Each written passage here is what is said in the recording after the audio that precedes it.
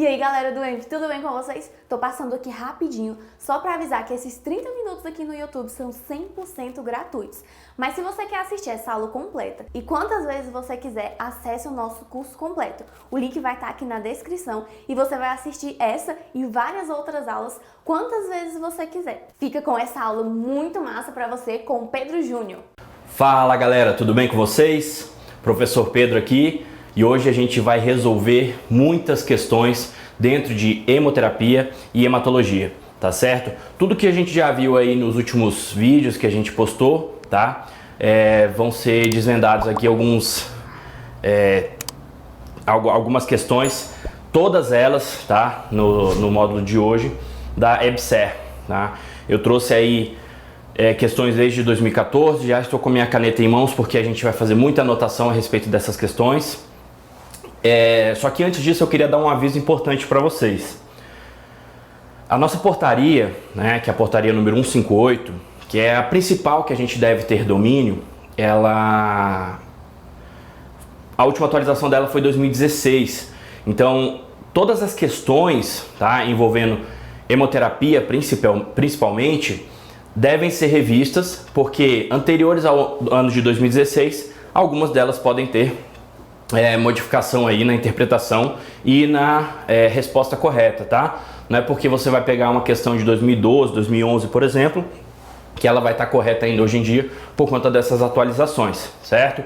Não foram muitas coisas que mudaram, mas algumas coisas e alguns pontos muito importantes foram alterados, fazendo com que essas questões, né, estejam erradas nos nossos dados de hoje em dia, tá bom? Prestem bastante atenção nisso. E vamos lá, inclusive a gente vai ter questões de 2014, 2015 e 2018, tá? Questões bem tranquilas, vamos resolver aqui numa boa, passar ponto a ponto das questões, quais as questões, por que estão certas, por que estão erradas, tá certo? Quando a gente apresentar a questão, você já começa a raciocinar aí com raciocínio, tá? De hemoterapia e de hematologia, tudo que a gente já viu, e vai ser bem tranquilo o desenvolvimento aí dessas questões. Vamos lá para a primeira questão de hoje, do EBSER de 2014, que fala o seguinte: a equipe de saúde é principalmente responsável pela unidade onde o paciente recebe a transfusão, deve implementar medidas visando a diminuir riscos e complicações. Assim, equipamentos e materiais para emergência, suporte ventilatório devem estar disponíveis em perfeito funcionamento. Na suspeita de reação transfusional, assinale a alternativa correta em relação às ações que devem ser iniciadas. O que a gente tem que se preocupar aqui? O enunciado inicial é só para a gente se contextualizar com a questão, mas ele quer o quê? Suspeita de reação transfusional. Então ele quer a alternativa correta, tá? Em relação às ações que devem ser iniciadas. Sempre prestem atenção se ele está te pedindo a alternativa que é correta ou a alternativa que não é correta, tá? Porque essa pegadinha aí, esse termo, estando escrito no enunciado, faz muita diferença na nossa resposta. Letra A, o que ela fala pra gente? Continuar a transfusão e comunicar imediatamente o médico plantonista. Essa questão tá meio certa, certo, pessoal? Por quê? Porque toda reação transfusional exige o quê? Interrompimento, interrupção da transfusão corrente. Então, aquela transfusão que está acontecendo, quando se identifica uma reação transfusional, ela tem que ser interrompida imediatamente e ainda assim haver a comunicação imediata do médico plantonista. Só que antes mesmo de haver essa comunicação, a gente tem outros passos a serem tomados. Mas vamos para a letra B. Letra B, manter o acesso venoso permeável com solução heparinizada. Negativo. Não vamos heparinizar o acesso do paciente, certo? Porque a gente não sabe que acesso que a gente está lidando. Se for um acesso periférico, por exemplo, a gente vai heparinizar o quê? Certo? Que está conectado diretamente na bolsa. Não vamos heparinizar porque a gente não quer gerar nenhuma complicação para o nosso paciente, tá? Então a gente não vai manter ele heparinizado. O máximo que se faz quando a gente interrompe uma transfusão por conta de uma reação transfusional é salinizar. Então a gente vai utilizar soro fisiológico para fazer esse processo. Nada de heparina, tá certo? Porque a gente não está com risco de coágulo, tá? A gente está pensando aí em transfusão e a necessidade do paciente. O que é que fala a letra C? Verificar à beira do leito a identificação do hemocomponente, conferir se foi corretamente administrado ao paciente com a devida prescrição médica e conferir se houve erros ou troca, tá? Troca do hemocomponente, às vezes ele era destinado a algum paciente e foi destinado erroneamente para esse paciente em questão. Então essa questão aí aparentemente está totalmente correta, certo? A gente vai verificar todas essas questões relacionadas à transfusão. Mas vamos pular ela, não vamos dar como certo, porque a gente tem que avaliar todas as questões em busca de peguinhas. Letra D. Não é necessário verificar os sinais vitais, e sim observar o estado cardiorrespiratório. Claro que não, né, pessoal? A gente vai avaliar os sinais vitais porque pressão arterial e temperatura corporal são os dados mais importantes. Os únicos que a gente vai levar em consideração? Com certeza não, mas são os primeiros. Então a gente não vai levar em consideração apenas o estado cardiorrespiratório do nosso paciente, tá ok? Não é necessário comunicar a reação ao serviço de hemoterapia, apenas se for reação grave. Falso também. Toda reação transfusional deve ser comunicada ao serviço de hemoterapia. O que o serviço de hemoterapia vai fazer diante de uma comunicação de reação transfusional? Notificar a Anvisa, tá? Pelo Notivisa. Então faz a notificação para a Anvisa para que ela abra aí a hemovigilância, tá? Para verificar o que aconteceu. Além disso, o serviço de hemoterapia vai verificar também em loco o que houve com aquele paciente, tá? Se os dados estiverem todos certos, se foi para o paciente correto, fazer os testes todos novamente com uma amostra nova e com a amostra anterior, tá, à transfusão, para verificar um possível erro aí técnico, tá? Então a gente ficou aí com a letra C. Vamos confirmar se é isso mesmo? Exatamente. Verificar à beira do leito a identificação do hemocomponente, conferir se foi corretamente administrado ao paciente com a devida prescrição médica e conferir se houve erros ou trocas. Primeiro passo é isso. Interrompe imediatamente a transfusão, verifica todos esses dados, verifica sinais vitais, comunica o médico plantonista, tá? São os passos imediatos logo que se identifica uma reação transfusional. Aí o próximo passo é com um banco de sangue, tá? Ou agência transfusional responsável pelos pacientes aí e as transfusões. Tranquilo essa aí, né, pessoal? Sem peguinhas. Ele tenta enganar a gente com essa questão da solução heparinizada do acesso venoso, a não comunicação, os sinais vitais, só o cardiorrespiratório, nada disso diz respeito, tá? Só em partes à questão transfusional. Vamos para a próxima questão. A transfusão autóloga intraoperatória. Já falamos sobre isso, hein? Transfusão autóloga intraoperatória. Vamos sublinhar isso aí, porque isso é importante para a gente, tá? E a gente vai focar nessas questões. Refere-se à técnica de recuperar, lavar e reinfundir o sangue perdido pelo paciente no intraoperatório. Tá aí, estamos todos, né, de acordo, tudo correto, sem problema nenhum. Sobre esse procedimento, é correto afirmar que... Então, se a gente levar em consideração tudo que envolve esse processo, a gente vai ter uma facilidade para descobrir aí qual é a nossa questão correta. Letra A. Pode prover o equivalente a 12 unidades de glóbulos vermelhos compatíveis por hora à temperatura ambiente, com minimização de riscos. Ficou em dúvida nessa questão? Pensa nesse quesito aí que ele está falando, equivalente a 12 unidades de glóbulos vermelhos. Tá com dúvida nessa parte em específica? Deixa essa questão para depois, não responde ainda. O restante da questão dizendo aqui, ó, compatíveis, né, por hora, à temperatura ambiente com minimização dos riscos. Isso aí está tudo correto. Por quê? Porque são hemácias compatíveis, né? O eritrócito é compatível porque é do próprio paciente. Ela é uma transfusão autóloga intraoperatória. A temperatura ambiente está o correto também porque aquela máquina não faz nem a mudança de temperatura do sangue, tratamento térmico, nem para mais nem para menos. Então a temperatura ambiente.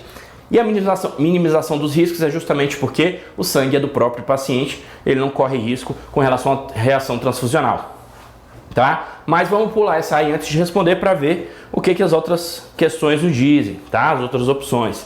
Letra B, é contraindicado em cirurgias vasculares de grande porte, como aneurismas de aorta. Pessoal, quem é da enfermagem sabe, aneurisma de aorta, né? São cirurgias de grande porte com um potencial de sangramento muito elevado. Então, quando a gente tem um potencial de sangramento muito elevado, tem uma perda sanguínea elevada e o paciente tem de recorrer, né, por decisão dos cirurgiões, a transfusões sanguíneas.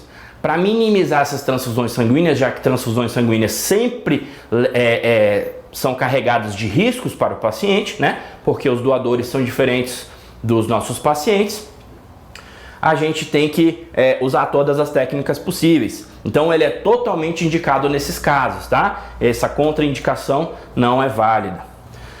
Letra C. Tem como grande vantagem a facilidade de equipe para manuseio de equipamento utilizado. Não é correto também, porque quem é responsável pela máquina, tá, da autotransfusão intraoperatória é a equipe da agência transfusional ou alguma equipe especializada nessas máquinas, nesses equipamentos. Então não é a equipe que está em função, né, da sala, nem os circulantes, nem os enfermeiros do plantão que vão lidar com essa máquina. Então a gente não tem uma facilidade, né, com relação à equipe, nem a manuseio do equipamento, porque só quem vai saber manuseá-lo são as pessoas responsáveis por ele. Então não é uma vantagem, porque tem que ter equipe especializada. Letra D. É um procedimento de custo acessível a grande parte dos pacientes que teriam indicação de utilizá-lo.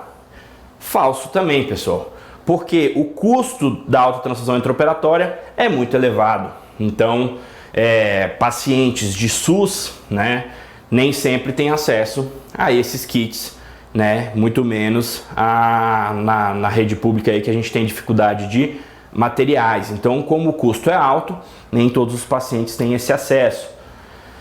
Letra E. Em caso de transplante hepático, a adoção dessa técnica é contraindicada. Falso também.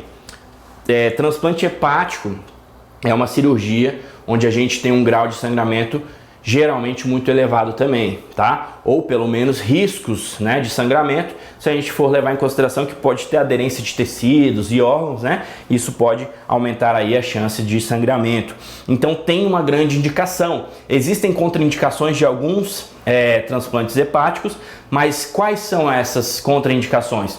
Pacientes que têm carcinoma, por exemplo, ou hepatite C, tá? São pacientes que estão em contraindicação por conta dessa doença, tá, associada. Então, essas patologias contraindicam a utilização desse procedimento. Tirando isso aí, a gente tem uma indicação muito clara para o transplante hepático. Então, a gente ficou com a questão A, certo? Que se por acaso vocês tinham dúvida com relação às 12 unidades de glóbulos vermelhos, ela está correta, né? E o restante da questão, como a gente já conversou, tá tudo certo também. Vamos passar para ver se é isso mesmo? Exatamente, pessoal. Tudo certo nessa aí, tranquilo, né? A vivência aí no centro cirúrgicos leva a gente a ter uma facilidade para responder isso aí.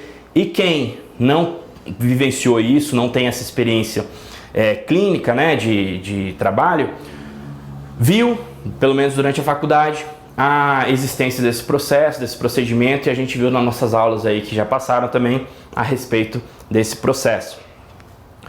Próxima questão. As reações transfusionais podem ser classificadas como imediatas ou tardias. Tudo beleza até agora, né? Sem problema nenhum. O tempo necessário para identificar uma reação transfusional imediata é de... Bom, a gente tem que recorrer à legislação sempre, certo?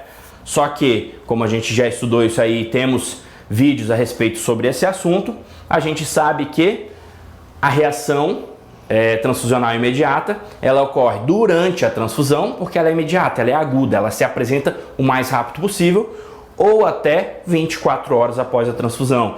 Então, se a gente for olhar aí, ó, até 36 horas é muito tempo, até 40 horas bastante tempo também, durante a transfusão ou até 8 horas após a transfusão é pouco tempo, só que a gente já sabe pela legislação então que a gente tem aí durante a transfusão ou até 24 horas após essa transfusão. Vamos ver se é isso mesmo? Letra A, correto. Letra A, durante a transfusão ou até 24 horas após a transfusão.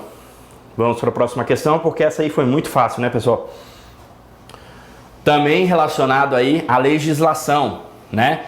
Prestem atenção quando a gente disponibilizar para vocês o vídeo só sobre legislação, tá, de hemoterapia. Questão: quais valores mínimos aceitáveis de hemoglobina ou hematócrito estipulados pela portaria vigente em nosso país, a qual redefine o regulamento técnico de procedimentos hemoterápicos, permitem a doação de sangue? E aí, pessoal, lembram? Lá fala que homens e mulheres possuem índices diferentes, certo? Então os valores são diferenciados entre homens e mulheres. A gente tem aí 12,5 para mulheres, certo? 12,5 de hemoglobina e 38% de hematócrito. Quando a gente leva em consideração os homens, 13% de hemoglobina e 39% de hematócrito. São esses os valores mínimos aceitáveis no momento da doação sanguínea. Quando a pessoa chega lá para fazer a doação, ela passa pelo cadastro. Pós-cadastro a gente tem a pré-triagem e a triagem.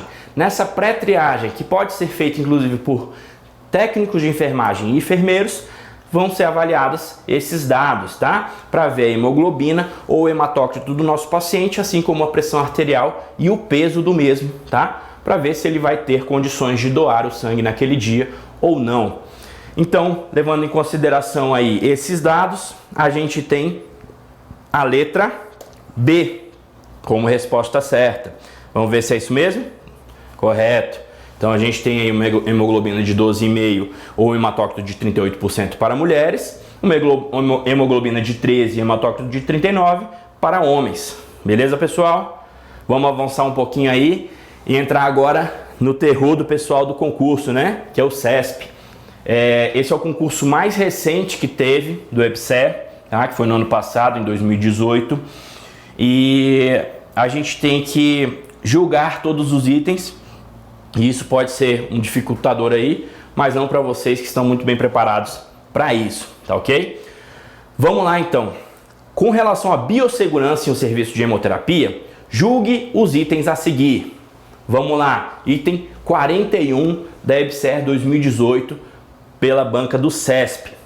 Os tubos de ensaio com amostra de sangue proveniente da coleta de sangue de doadores e ou aférese devem ser descartados acondicionados em recipientes impermeáveis com tampa que permitam o transporte seguro do local de origem até o local de tratamento interno ou externo, por autoclavação, micro-ondas ou incineração.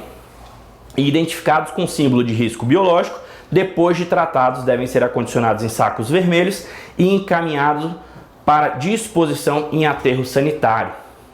A gente tem algumas controvérsias nessa questão, pessoal, porque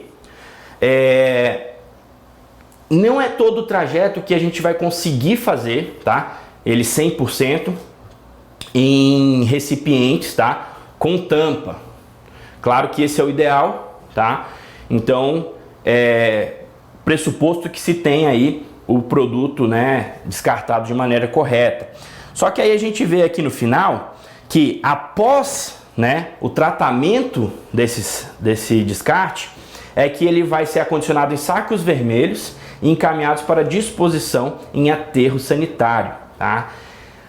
A partir do momento que a gente tem aí esse produto tratado, a gente tem que usar saco vermelho sim, tá? Só que muitas das vezes esse saco vermelho tem que ser usado também antes mesmo, tá, de encaminhar para esse tratamento. Por exemplo, as agências transfusionais, quando preparam o descarte para expurgo, ele manda para o hemocentro e esse obrigatoriamente já tem que ser em saco vermelho, não só após o tratamento, tá ok? Então aí a gente tem uma questão que provavelmente está errada. Sempre vocês vão julgar os itens, avaliá-los, depois vocês vão relê-los para ver se de acordo com o que vocês responderam é aquilo mesmo, tá certo? Vamos para o item 42. Para a realização da coleta de sangue, deve-se inspecionar e palpar a fossa antecubital do braço do doador para a escolha da veia a ser puncionada, dando-se preferência à veia cubital mediana. E aí, gente, essa é a parte mais fácil, eu acho, para quem é da enfermagem e técnicos de enfermagem. Por quê? Porque é justamente o que vocês trabalham aí, né? Quando vão pegar um acesso periférico do paciente, fazem essa palpação na fossa antecubital e dão preferência para a veia cubital mediana. Vocês só vão passar para qualquer outra veia ou qualquer outro acesso quando ela não estiver disponível, quando tiver dificuldade, né? O paciente tiver as veiazinhas dela bem escondidas, certo? Então a gente vai começar aí com essa questão correta. Vamos só verificar se está certo isso aí. E é isso mesmo. Questão 41 errada. Questão 42 correta. Próximas questões, ainda com relação à biossegurança. O tubo coletor, segmento da coleta, macarrão, ou também conhecido como rabicho, da bolsa, deve estar fechado por pinça logo abaixo da agulha. E aí, gente, vocês sabem disso? Já falamos sobre isso, mas eu volto a repetir, vou lembrar vocês, refrescar a memória. Toda bolsa de sangue coletado, tá? Ela tem que ter um rabicho, né? Esse macarrão, ou conhecido como rabicho, esse segmento de coleta, o maior possível, por conta dos testes pré-transfusionais que devem acontecer. Então, quanto mais próximo à agulha, né, da coleta, melhor vai ser, porque a gente vai ter uma extensão maior do rabicho aí para os testes pré-transfusionais. Então, essa questão aí está correta. Número 44. As bolsas transfusionais contendo sangue ou hemocomponentes rejeitados por contaminação ou por má conservação, ou ainda por prazo de validade vencida, assim como aquelas oriundas de coleta incompleta, devem ser acondicionados em saco branco e encaminhados ao tratamento antes do seu descarte, certo? E aí, gente? A gente acabou de falar sobre isso, né? Vamos avaliar isso aí e pensar, vamos responder essa aí agora ou não? Vocês já esqueceram do que a gente falou antes? Não? Tubos de ensaio e amostras de sangue provenientes de coleta de sangue e de doadores e oferes devem ser descartados. Então, se a gente já falou sobre isso, a gente volta aqui e fala de novo, né? Má conservação, então tudo está relacionado àqueles mesmos, aquelas mesmas questões, porque as nossas bolsas, né, transfusionais contendo sangue ou hemocomponentes rejeitadas por contaminação ou por má conservação, elas com certeza devem ser tratadas, tá? Assim como ele fala aqui. Só que elas não vão ser encaminhadas em saco branco, tá? Porque é um volume muito grande de produto. Então, o saco branco, ele se qualifica para alguns descartáveis, tá? Só que o saco vermelho, ele é mais apropriado, tá? E o correto para ser feito aí esse acondicionamento e encaminhamento para o tratamento antes do descarte total desse produto, tá ok? Então, essa aqui é errada. Número 45. No caso de terceirização, não se exige o registro junto aos órgãos de vigilância ambiental da empresa contratada para o transporte, o tratamento e a destinação dos resíduos em hemoterapia. Completamente errado. Todo o ciclo do sangue, tá? Acontece desde aquela captação de doadores até o momento da doação, todo o processo no hemocentro, distribuição desse sangue e transfusão, tudo tem que ter legislação, tem que ter registro nos órgãos, tá, de vigilância ambiental e da vigilância sanitária, né? As empresas que trabalham com transporte, tratamento e a destinação final desses resíduos também tem que ter, tá, o registro junto aos órgãos de vigilância. É obrigatório, imprescindível. Tá? Nenhuma empresa pode fazer transporte, tratamento e descarte desse material sem registro, tá? Então, todos eles têm que ter. Então, como ele está falando aqui que não se exige, essa questão está errada. Vamos verificar se é isso mesmo? Isso mesmo. Então, na primeira parte aí do segmento de coleta, né, o rabicho, tá certo.